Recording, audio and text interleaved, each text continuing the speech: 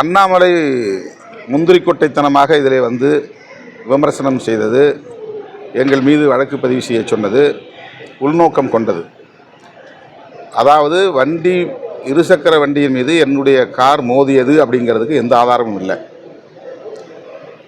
ஆனால் அவர் இருசக்கர வண்டியை நிறுத்திவிட்டு எங்கள்கிட்ட சத்தம் போட்டதுக்கு ஆதாரம் இருக்குது.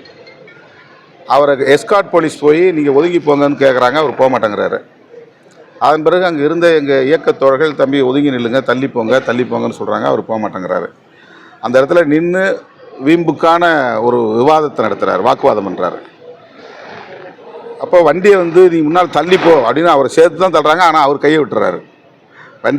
அந்த வண்டி இன்னொரு உண்மை என்னென்னா, அந்த வண்டி எங்கள் கட்சிக்காரன் வண்டி, விடுதலை சிறுத்தைகள் கட்சியை சார்ந்த ஒரு தம்பியின் வண்டி.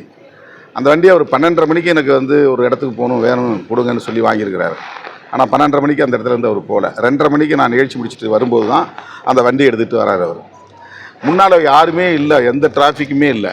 நினச்சிருந்தா சரன்னு வேகமாக போயிருக்கலாம், அல்லது இடது பக்கத்தில் நிறைய இடம் இருந்துச்சு, இடது பக்கத்தில் அவர் ஒதுங்கி போயிருக்கலாம். அல்லது வண்டியை பார்த்த பிறகு ஒரு கட்சி கொடி யாரோ வராங்க, சரி அவங்க போகட்டும் அப்படின்னு அவர் தள்ளி நின்றுருக்கலாம். ஆனால் காருக்கு முன்னால் வண்டியை நிறுத்திட்டு வண்டி மோதாத போதே, ஏன்னா வண்டிக்குள்ளே இருந்து எங்களுக்கு தெரியும் வண்டி மோதிச்சா இல்லையான்னு. வண்டி மோதுறதுக்கான வாய்ப்பே இல்லை. ஏன்னா அது ஸ்பீட் பிரேக் இருக்குது, அந்த இடத்துல ஒரு 4-5 ஸ்பீட் பிரேக் இருக்குது. நாங்களும் அப்போ தான் நிகழ்ச்சி முடித்து 2 நிமிஷம் தான் ஆகுது, உடனே ஸ்பீடு இருக்கிறதுக்கான தேவை அங்கே இல்லை. அப்போது வண்டியே மோதவில்லை என்கிற போது அண்ணாமலை எந்த புலனாய்வு அறிக்கையை பெற்றார்? வண்டி பைக்கில் மோதிச்சுன்னு சொல்கிறதுக்கு யார் அவருக்கு உறுதிப்படுத்தியது?